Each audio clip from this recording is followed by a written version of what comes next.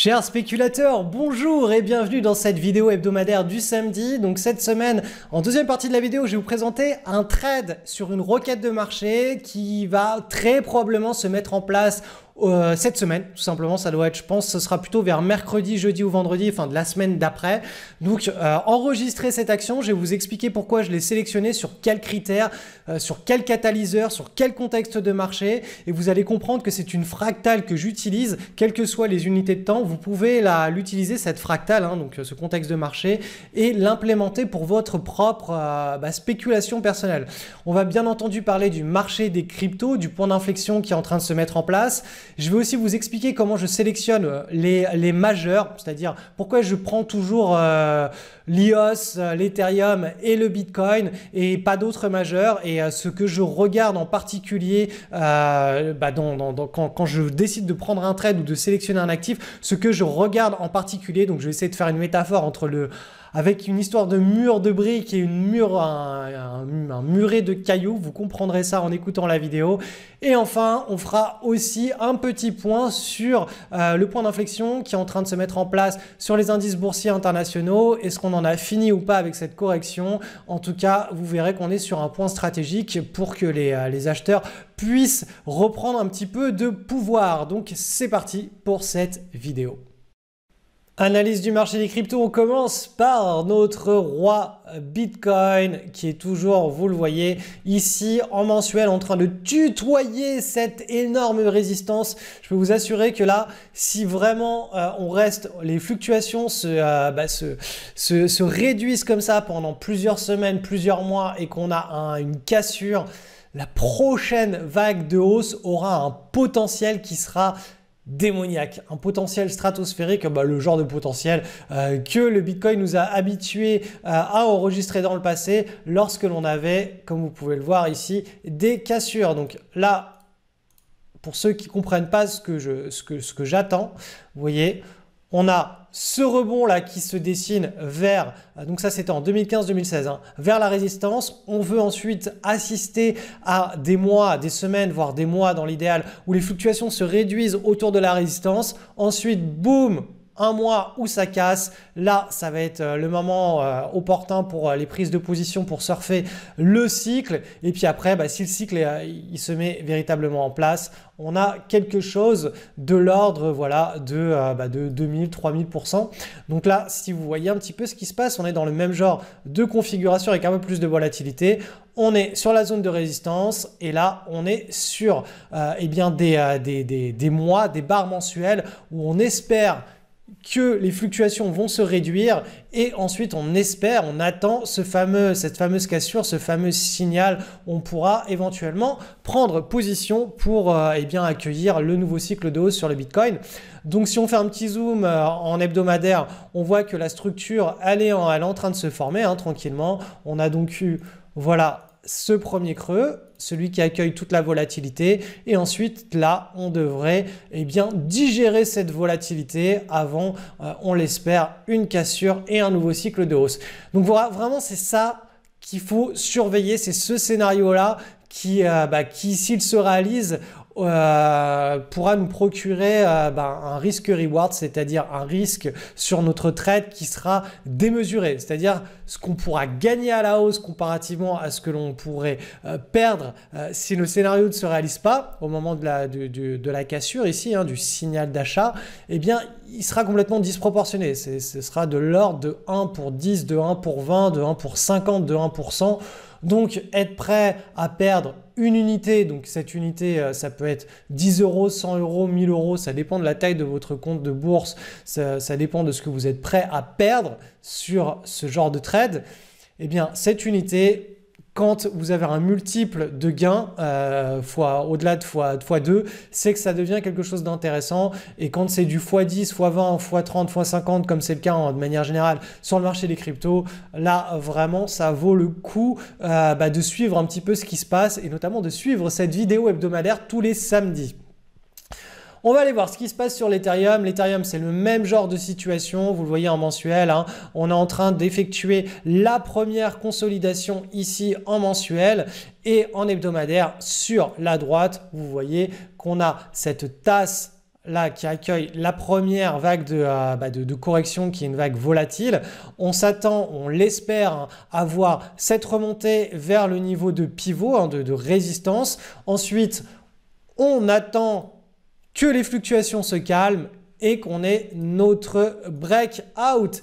C'est le scénario que moi personnellement j'attends. Alors bien entendu, hein, pour tous les excités du trading qui veulent faire des allers-retours, moi je ne parle pas de toutes les opportunités en daily, en intraday qui se présentent sur ce genre de marché. Parce que moi j'ai une approche qui est très Pareto de la bourse. Je préfère passer un trade en mode sniper où tous les éléments soient alignés, hein, le vent, le soleil, la cible, etc. plutôt que tirer en mode Far West dans tous les sens, c'est-à-dire en mode j'arrive dans la ville, je sors mes deux flingues et je tire dans tous les sens et on voit après ce qui se passe. Non, je préfère faire des trades qui sont extrêmement bien sélectionnés et bien ciblés, et une fois que j'appuie sur la gâchette, là je peux surfer une tendance qui a un potentiel de plusieurs semaines, plusieurs mois, voire plusieurs trimestres, hein, et voilà, c'est comme ça que j'opère sur les marchés financiers en mode Pareto, c'est-à-dire un minimum d'effort pour un maximum de résultats. Et enfin, on va aller voir ce qui se passe sur l'IOS, même genre de configuration que sur l'Ethereum, hein. Vous voyez, on a cette vague corrective là qui a été bloquée, stoppée ici par 1, 2, 3, 4 semaines ici. Donc, on a le pivot qui est dessiné. Donc là, on s'attend davantage à un rebond et à une structure de continuation de tendance. Vous le voyez sur la gauche en mensuel. La structure de continuation de tendance, je vous l'ai mis avec ces 3 flèches là, 1, 2, 3 et un break haussier. Donc, de toute façon, c'est pas compliqué. Surveillez l'EOS, l'Ethereum, le Bitcoin, ce sont 3 majeurs. Vous pouvez en surveiller d'autres, hein, de manière... l'idée, c'est de surveiller les cryptos qui sont extrêmement liquides, sur lesquels il y a une grosse market cap. Et là, à partir de ce moment-là, vous aurez l'image de ce qui se passe dans la psychologie des grosses mains, des gros players, ceux qui ont vraiment des grosses liquidités à investir sur les marchés financiers, sur les marchés des cryptos. Là, vous verrez ce qu'ils sont en train de faire. Est-ce qu'ils sont en train de tout larguer en mode marché baissier? Est-ce qu'ils sont en train de relancer un nouveau cycle comme c'est le cas actuellement? Donc voilà, pas besoin d'aller regarder 100, 200, 300 cryptos. Concentrez-vous sur 2, 3, 4, allez 5 majeurs si vous en avez envie. Moi, je me concentre sur 3, celles qui me plaisent le plus, celles qui ont des mouvements qui sont très structurés. Vous savez, c'est un petit peu comme un mur. Si vous fabriquez un muret et que vous prenez plein de petits cailloux qui ont des formes un petit peu bizarres, vous essayez de construire votre muret, vous ne savez pas vraiment, après chaque caillou, s'il va partir sur la droite, sur la gauche, il va prendre des angles bizarres. Si vous prenez des briques qui sont bien carrées, bien propres et que vous les empilez, eh bien, la prédictibilité du mur, elle est beaucoup plus facile à appréhender qu'avec des petits bouts de cailloux qui sont difformes. Eh bien, en bourse, sur les cryptos, c'est un petit peu pareil. Quand vous avez des cryptos qui dessinent des structures qui ressemblent à des briques, hein, qui sont très carrées comme ça, clac, clac, clac, on les empile, on les désempile, vous avez une image qui est très prédictible, vous comprenez ce qui se passe. Alors que si vous prenez des cryptos qui ont des mouvements très erratiques, avec des mèches dans tous les sens, voilà, c'est des petits cailloux et vous êtes en train d'essayer d'appréhender l'évolution d'un muret construit de tout petits cailloux. Il va y avoir des longs, des pas longs, des moyens. Vous allez pas vraiment... il y aura beaucoup de bruit. Il y aura beaucoup de bruit de marché. Vous n'allez pas vraiment comprendre ce qui s'y passe.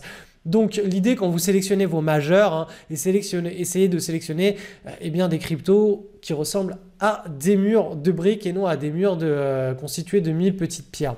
Donc je ne sais pas si cette métaphore vous parle. En tout cas, voilà, c'est comme ça que je vois les choses lorsque je sélectionne des actifs pour passer mes transactions dessus.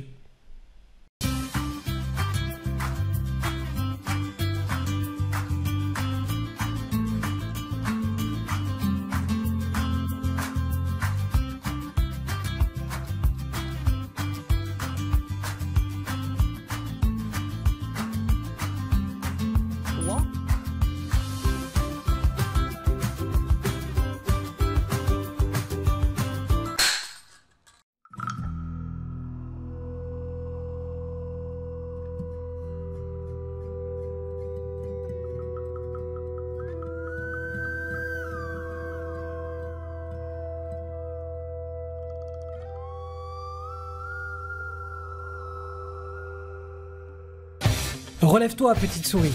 Ce que tu as oublié en t'attaquant à la bourse, c'est qu'il faut agir différemment des 90% de boursicoteurs. Et pour apprendre à faire cela, il te faut rejoindre un groupe très fermé de personnes dans lequel tu apprendras à faire deux choses. Tout d'abord, tu apprendras à spéculer sur les actifs les plus prometteurs dans le but de générer une rentabilité hors du commun et sans risquer ta chemise. Cela te réclamera moins d'une demi-heure chaque soir. Puis ensuite, tu apprendras à gérer un portefeuille long terme qui sécurisera ton avenir financier et ta retraite. Je serai ton professeur car tout cela je l'enseigne dans mon école de bourse en ligne, LSL le spéculateur libre. L'unique problème, c'est que les inscriptions n'ouvrent que quelques jours une fois par an. Si tu ne veux pas qu'une autre sourisette te prenne ta place à la rentrée de septembre, clique sur le lien en descriptif et laisse-moi ton contact email. Au début du mois de septembre, je t'enverrai des informations pour rejoindre notre communauté. Rendez-vous le 1er septembre. Analyse du sentiment de marché, on commence par le CAC petite et moyenne capitalisation. Donc vous pouvez voir ici sur la droite, en hebdomadaire, on est sur le bas du range. On va très probablement venir réaliser un point d'inflexion dans cette zone-là avant d'initier le rebond. C'est toujours la même logique sur les marchés financiers. Quand on est entre deux bornes bien définies, bien distinctes, eh bien, il y a les acheteurs qui reviennent sur le bas de la borne et les vendeurs qui reviennent sur le haut de la borne. Ça, jusqu'à ce que l'une des deux bornes soit cassée, soit par le haut, soit par le bas. Donc là, vous voyez qu'on est dans la partie inférieure. Donc, la potentialité de la baisse, elle devrait s'arrêter sur cette zone-là. Donc, on n'est pas loin d'une situation de rebond sur l'indice des petites et moyennes capitalisations en Europe. On va aller voir le CAC 40 avec dividendes bruts réinvestis qui est un beaucoup gros indice. Donc vous le voyez en hebdomadaire, ici on est sur le bas du canal haussier. On est venu tester cette semaine le bas de ce canal en bleu. Donc là on est aussi dans une zone stratégique pour les acheteurs qui devraient se décider à initier le rebond vers le haut du range ou même vers le haut du canal haussier, donc la borne haut du canal haussier en bleu, ou aller chercher davantage la borne inférieure je vais vous la tracer ici, hop, du range. Donc là, on est vraiment dans une situation où on a un potentiel point d'inflexion qui est en train de se former et qui devrait initier un rebond. Et l'espérance de baisse reste beaucoup plus faible que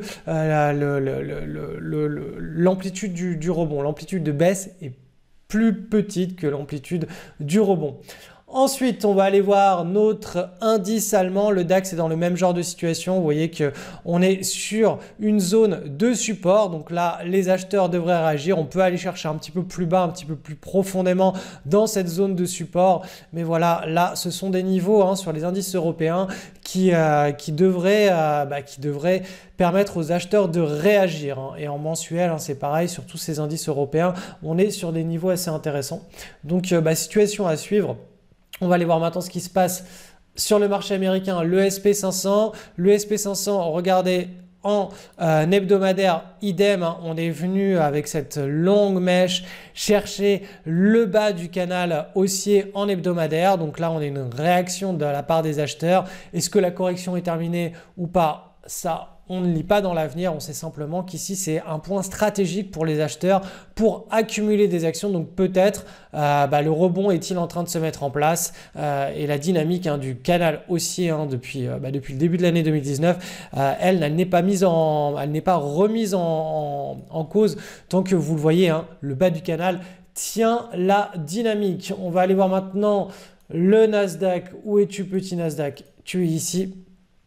Le Nasdaq est dans la même situation que le SP500 avec un peu plus de volatilité. Vous le voyez, le canal aussi en hebdomadaire est un petit peu plus large. Cette semaine, on est venu tester donc la borne inférieure du canal. Donc là, on s'attend davantage à une réaction de la part des acheteurs plutôt qu'à une rupture du canal. Cela dit, voilà, on ne lit pas dans l'avenir, hein, ça peut très bien aller, on peut très bien aller chercher plus bas.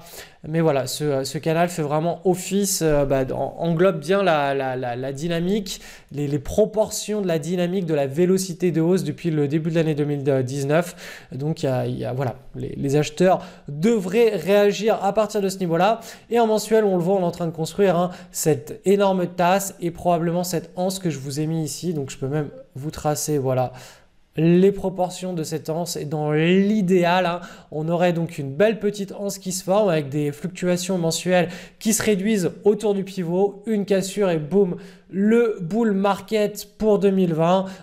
On l'espère, on l'attend. Vous voyez que cette pattern en mensuel, on avait la même ici en 2015-2016, donc on avait cette énorme volatilité, cet énorme range. On avait fait une première cassure du range ici pendant le mois de juillet 2016 et on a vu notre signal de bull market. Là, on avait un petit peu consolidé ensuite la deuxième partie de l'année 2016 et ensuite, boum, c'est parti comme une fusée. Donc là, on est dans le même genre de situation. On attend la première vraie cassure ici qui, on l'espère, apparaîtra au cours des prochains mois. En tout cas, on est très très loin d'un marché baissier. Donc tous ceux qui vous annoncent la crise, etc., si vous les écoutez, si vous les suivez, ils vous annoncent la crise tous les jours depuis la dernière crise financière. C'est-à-dire que là, depuis 2009, là, tous les jours, toutes les semaines, tous les mois, ils vous disent c'est la fin du monde. Effectivement, quand il y a un peu plus de volatilité sur les marchés, eh bien, le monde, c'est-à-dire tous ceux qui regardent, qui suivent, sont beaucoup plus nerveux. Donc, quand on est dans un marché qui est nerveux, on est plus à l'écoute du message des catastrophistes. Et puis là, boum, c'est reparti vers le haut. Là, à nouveau, on a de la volatilité sur les marchés depuis le mois d'octobre 2018. Donc, on est de manière générale beaucoup plus nerveux vis-à-vis des marchés. Donc, on est plus à l'écoute du message de ces gens qui vous annoncent la fin du monde, l'éclatement de la bulle des dettes souveraines et l'implosion du système financier mondial et les paniques en chaîne sur les banques, les bank runs, etc. Le retour à l'ère barbare. On est tous dans la rue avec des couteaux et des fourchettes à se découper les uns les autres et à se manger comme dans les séries sur Netflix. Non, à un moment donné, il faut quand même se reconnecter, il faut avoir quand même des garde-fous qui nous permettent de ne pas trop partir en vrille. Et le graphe est un excellent garde-fou et qui représente au plus proche ce qui se passe dans la réalité sur les marchés financiers. Et actuellement, on est en train de tutoyer des plus hauts et on est en train de construire une figure de bull market. Donc, pour le moment, il n'y a pas de marché baissier, il n'y a pas de signal de retournement de tendance. Donc, voilà, on a juste à regarder ce qui se passe dans les faits sans aller imaginer et laisser cours à nos fantasmes les plus fous.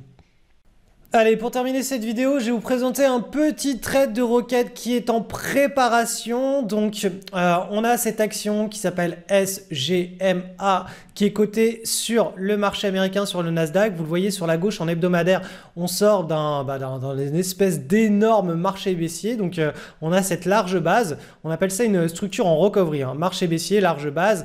La large base a été cassée à la hausse. Ici, vous voyez que les volumes sont absolument extraordinaires. Dans toute l'histoire des 1, 2, 3 dernières années, on a eu un record de volume sur cette unique semaine, sur cette action. Qu'est-ce qui s'est passé sur cette action pendant cette semaine? Eh bien, on a une annonce de résultats qui était assez extraordinaire.